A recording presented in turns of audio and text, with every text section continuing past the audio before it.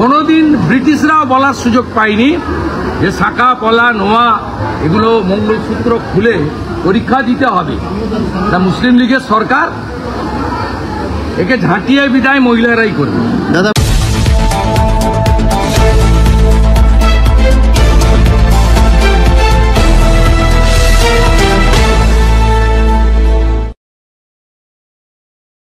সেবিকাদের সঙ্গে পালন করলাম। সব নির্বাচিত পঞ্চায়েত এসএসজি গ্রুপের লোকেরা ও সমবায়ের মহিলা প্রতিনিধিদের নিয়ে মোদিজি নারী শক্তির জন্য যা করেছেন তার ধন্যবাদ দিলাম। পশ্চিমবাংলায় নারী সুরক্ষা তলানিতে, নারী সুরক্ষার প্রয়োজন এটা প্রার্থনা করলাম। আমরা সাথে সাথে উনি যে লোকসভা বিধানসভায় সংরক্ষণ দিয়েছেন তার জন্য কৃতজ্ঞতা জানালাম। নারী সুরক্ষা নিয়ে কি বলবেন?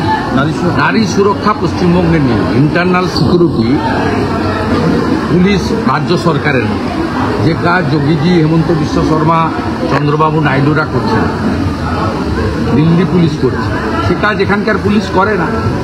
আপনি নিজে দেখলেন মালদার চাঁচলে রবীন্দ্রনাথ ঠাকুরের ছবি পড়ালো, তাকে ধরা গেল না ততক্ষণ যতক্ষণ না তৃণমূল সাসপেন্ড করছে।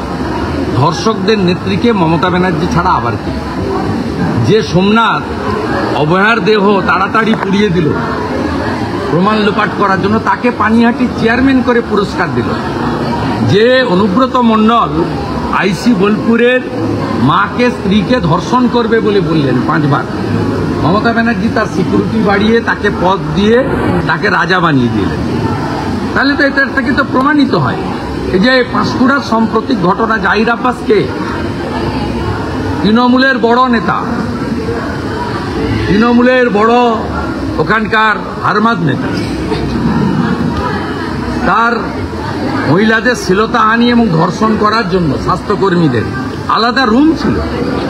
ভাবতে পারেন কোন রাজ্যে আমরা বসবাস করি? পরীক্ষা কেন্দ্রে নোয়া পলা শাখা খুলে ঢুকতে হবে, এ কোন রাজ্যে কোনোদিন হয়েছে? একজন মহিলা তো চাকরিকে উপেক্ষা করেছে, কারণ এর দ্বারা তো চাকরি হবে না, বলেছে এগুলো খুলবো না। আমি সদ্য বিয়ে করেছি, এগুলো আমার সনাতন সংস্কৃতি, ভারতীয় সংস্কৃতি, হিন্দু সংস্কৃতির প্রমাণ।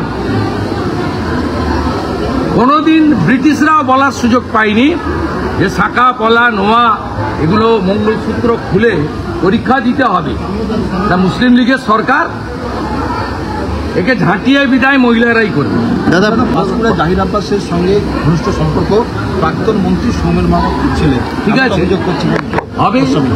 বড় মাথা না থাকলে এত বাড়তে পারে? 18 সাল থেকে এসব করেছে। আলাদা রুম ছিল মলেস্টেশন করার জন্য, রেপ করার জন্য। আগামীকাল মহিলারা ঝাঁটা মিছিল করছে পাঁশকুড়া।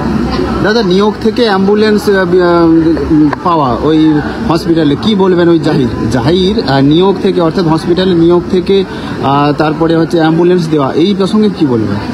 মমতা ব্যানার্জির আশীর্বাদ ছিল, তাই হয়েছে। যার ভাতায় পিসি রাত সেই খাবে জেলের ভাত।